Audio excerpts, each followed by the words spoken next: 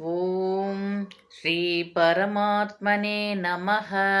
अथ सप्तमोऽध्यायः। ज्ञानविज्ञानयोगः। श्रीभगवानुवाच मय्यासक्तमनाः पार्थ योगैर्युञ्जन्मदाश्रयः असंशयं समग्रं मां यथा ज्ञास्यसि तच्छृणु। ज्ञानन्तेऽहं सविज्ञानम् इदौ वक्ष्याम्यशेषतः यज्ञात्वा नेह भूयोऽन्यत् ज्ञातव्यमवशिष्यते। मनुष्याणां सहस्रेषु कश्चिद्यतति सिद्धये यततामपि सिद्धानां कश्चिन्मां वेति तत्त्वतः। भूमिरापो नलो वायुः खं मनो बुद्धिरेव च अहङ्कार इतीयं मे भिन्ना प्रकृतिरष्टधा।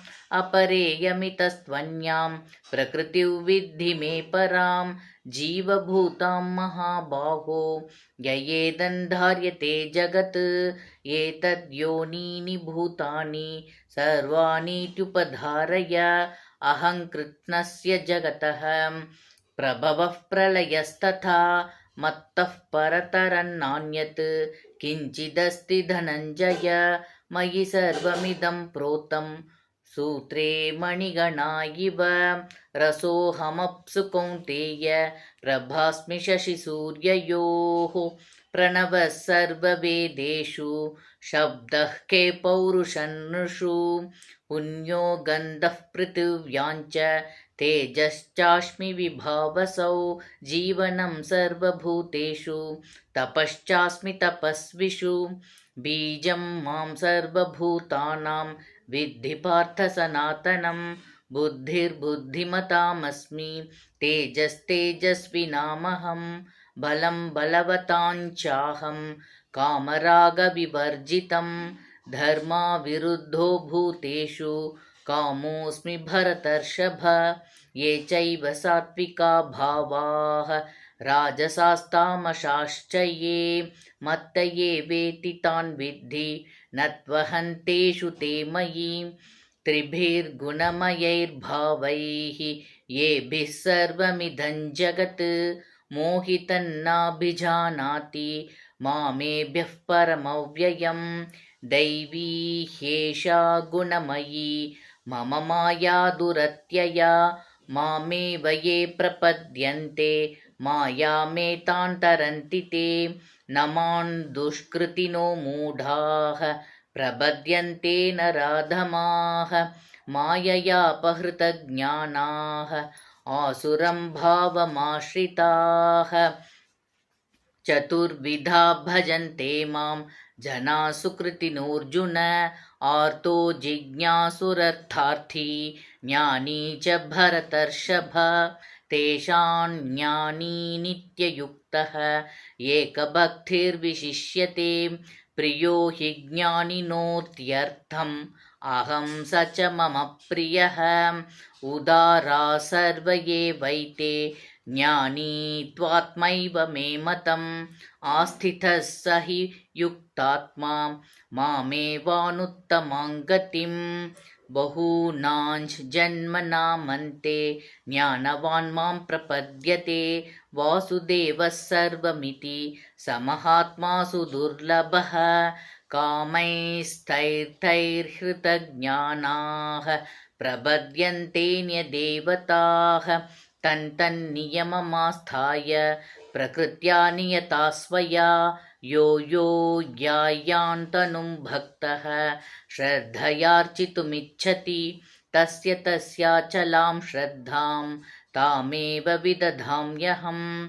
सतया श्रद्धया युक्तः तस्याराधनमीहते लभते च ततः कामान् मयैव विहितान् हितान्।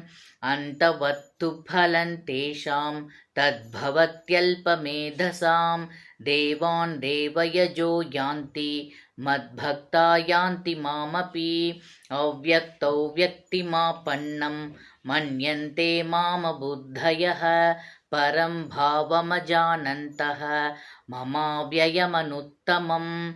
नाहं प्रकाशः सर्वस्य योगमाया समावृतः मूढो यन्नाभिजानाति लोको मामजमव्ययं वेदाहं समतीतानि वर्तमानानि चार्जुन भविष्याणि च भूतानि मां तु वेद न कश्चन इच्छाद्वेषसमुत्थेन द्वन्द्वमोहेन भारत सर्वभूतानि सम्मोहं सर्गे यान्ति परन्तप येषां त्वन्तगतं पापं जनानां पुण्यकर्मणां ते द्वन्द्वमोहनिर्मुक्ताः भजन्ते मां दृढव्रताः जरामरणमोक्षाय मामाश्रित्य यतन्ति ये ते ब्रह्म तद्विदुः कृत्स्नम् अध्यात्मं कर्म चाखिलं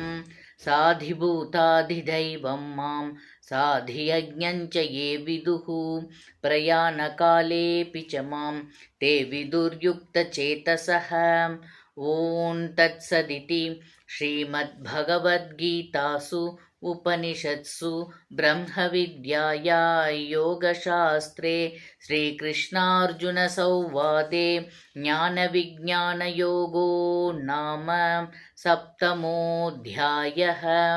सर्वधर्मान् परित्यज्य मामेकं शरणं व्रज अहं त्वा सर्वपापेभ्यः मोक्षयिष्यामि मा शुचः। ॐ श्रीपरमात्मने नमः। अथ अष्टमोऽध्यायः अक्षरब्रह्मयोगः। अर्जुन उवाच किं तद्ब्रह्म किमध्यात्मं किं कर्म पुरुषोत्तम अधिभूतं च किं प्रोक्तम् अधिदैवं किमुच्यते अधियज्ञः कथं कोत्र देहेऽस्मिन् मधुसूदन प्रयाणकाले च कथं ज्ञेयोऽसि नियतात्मभिः।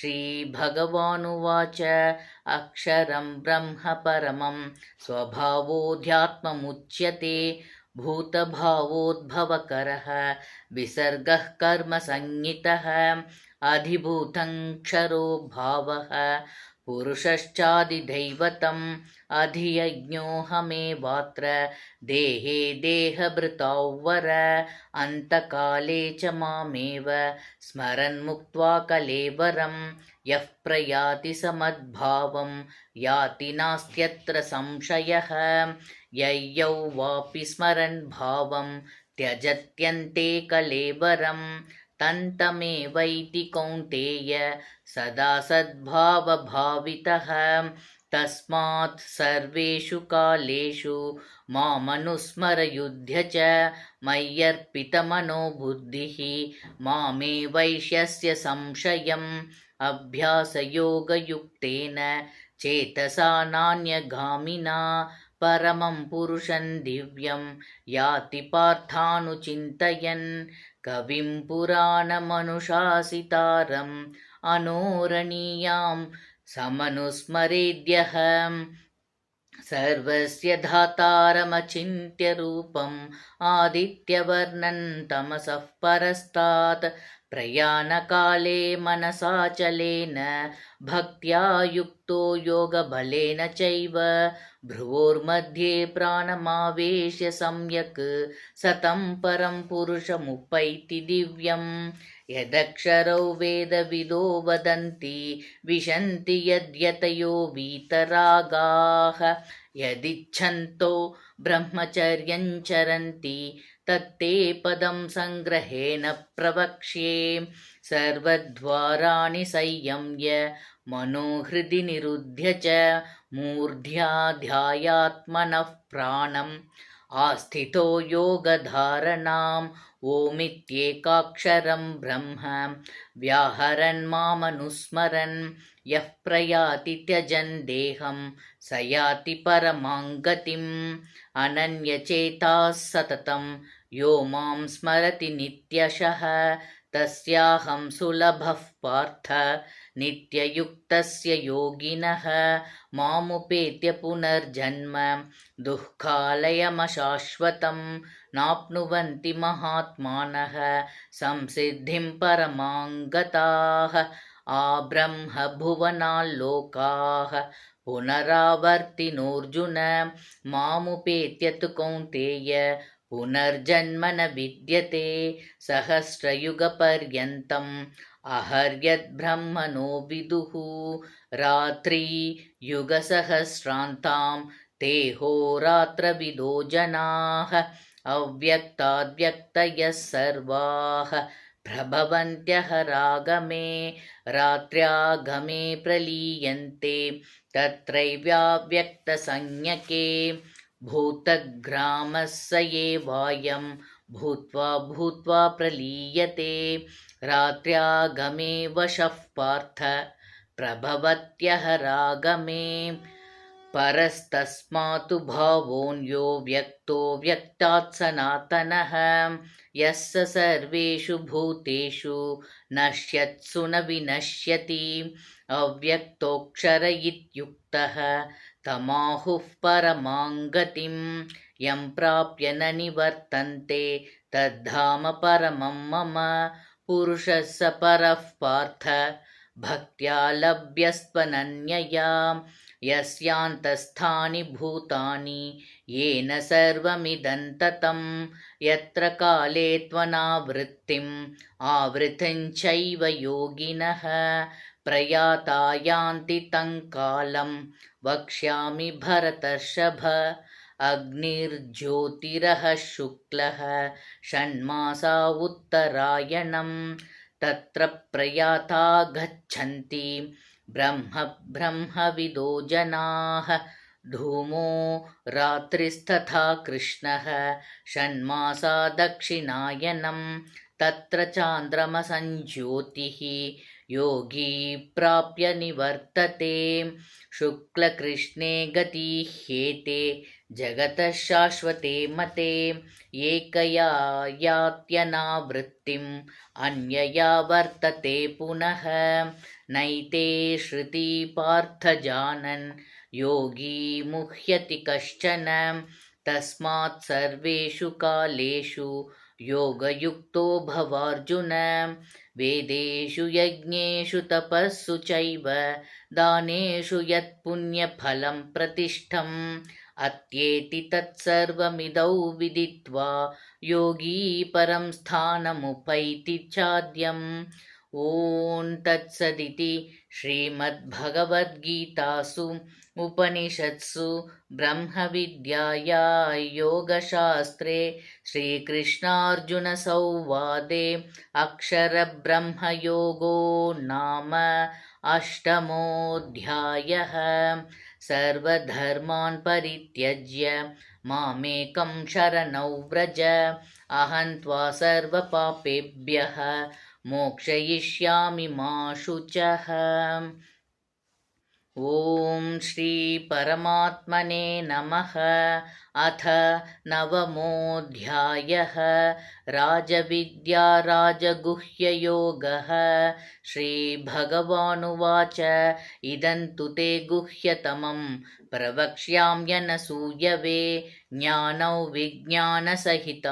यज्ञात्वा मोक्षसे शुभात् राजविद्या राजगुह्यं पवित्रमिदमुत्तमं प्रत्यक्षावगमन् धर्म्यं सुसुखं कर्तुमव्ययम् अश्रद्धधानाः पुरुषाः धर्मस्यास्य परन्तप अप्राप्यमान्निवर्तन्ते मृत्युसंसारवर्त्मनि मया ततमिदं सर्वं जगदव्यक्तमूर्तिना मत्स्थानि सर्वभूतानि न चाहन्तेष्वस्थितः न च मत्स्थानि भूतानि पश्य मे योगमैश्वरम् भूतभृन्न च भूतस्थः ममात्मा भूतभावनः यथाकाशस्थितो नित्यं वायुः सर्वत्र गोमहान् तथा सर्वाणि भूतानि मत्स्थानीत्युपधारय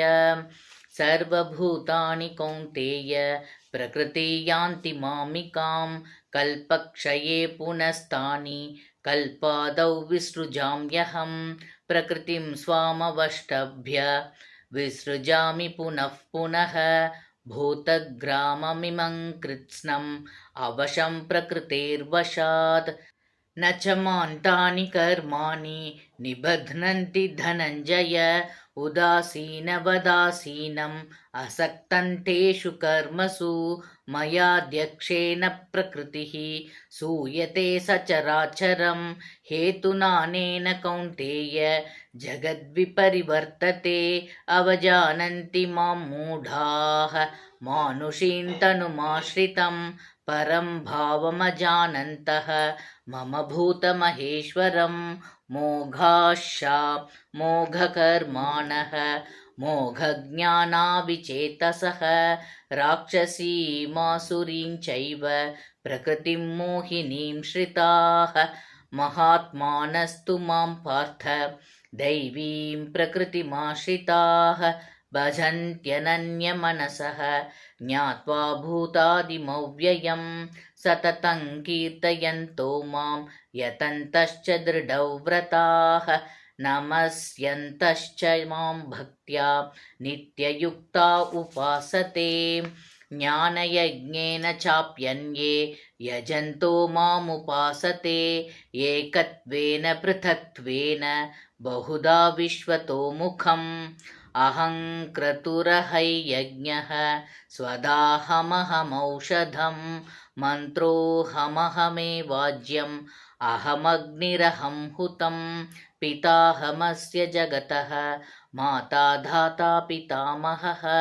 वेद्यं पवित्रमोङ्कारः ऋक्सामयजुरेव च गतिर्भर्ता प्रभुः साक्षी निवासः शरणं सुहृत् प्रभवः प्रलयस्थानं निधानं बीजमव्ययं तपाम्यहमहौ वर्षं निर्गृह्णाम्युत्सृजामि च अमृतञ्चैव मृत्युश्च सदसच्चाहमर्जुन त्रैविद्या मां सोमपाः पूतपापाः यज्ञैरिष्ट्वा स्वर्गतिं प्रार्थयन्ते ते पुण्यमासाद्य सुरेन्द्रलोकम् अश्नन्ति दिव्यान् दिवि देव भोगान् ते तं भुक्त्वा स्वर्गलोकौ विशालं क्षीणे पुण्ये मर्त्यलोकौ विशन्ति ये कन्त्रयी धर्ममनुप्रपन्नाः गतागतं कामकामा लभन्ते अनन्याश्चिन्तयन्तो मां ये जनाः पर्युपासते तेषां नित्याभियुक्तानां योगक्षेमौ वहाम्यहं येऽप्यन्यदेवता भक्ताः यजन्ते श्रद्धयान्विताः तेऽपि मामेव कौन्तेय यजन्त्यविधिपूर्वकम् अहं हि सर्वयज्ञानां भोक्ता च प्रभुरेव च न तु मामभिजानन्ति तत्त्वेनातश्च्यवन्ति ते यान्ति देवव्रता देवान् पितॄन् यान्ति पितृव्रताः भूतानि यान्ति भूतेज्याः यान्ति मद्याजिनोऽपि मां पत्रं पुष्पं फलं तोयं यो मे भक्त्या प्रयच्छति तदहं भक्त्युपहृतम् अश्नामि प्रयतात्मनः यत्करोषि यदश्नासि यज्जुहोषि तदासि यत् यत्तपस्यसि कौन्तेय तत्कुरुष्व मदर्पणं शुभफलैरेवं मोक्ष्यसे कर्मबन्धनैः सन्न्यासयोगयुक्तात्मा विमुक्तो मामुपैष्यसि समोऽहं सर्वभूतेषु न मे द्वेष्योऽस्ति न प्रियः ये भजन्ति तु मां भक्त्या मयि ते तेषु चाप्यहम् अपि चेत् सुदुराचारः भजते मामनन्यभाक् साधुरेव समन्तव्यः सम्यग्व्यवसितो हि सः क्षिप्रं भवति धर्मात्मा शश्वच्छान्तिं निगच्छति कौन्तेय प्रतिजानीहि न मे भक्तः प्रणश्यति मां हि पार्थव्यपाश्रित्य येऽपि स्युः पापयोनयः स्त्रियो वैश्यास्तथा शूद्राः तेऽपि यान्ति परां गतिं किं पुनर्ब्राह्मणाः पुण्याः भक्ता राजर्षयस्तथा अनित्यमसुखल्लोकम् इमं प्राप्य भजस्व मां मन्मना भव मद्भक्तः मद्याजी मां नमस्कुरु मामे वैश्यसि युक्त्वैवम् आत्मानं मत्परायणः। ॐ तत्सदिति श्रीमद्भगवद्गीतासु उपनिषत्सु ब्रह्मविद्याया योगशास्त्रे श्रीकृष्णार्जुनसंवादे राजविद्या राजगुह्यो योगो नाम नवमोऽध्यायः। सर्वधर्मान् परित्यज्य मामेकं शरणौ व्रज अहं त्वा सर्वपापेभ्यः मोक्षयिष्यामि मा शुचः।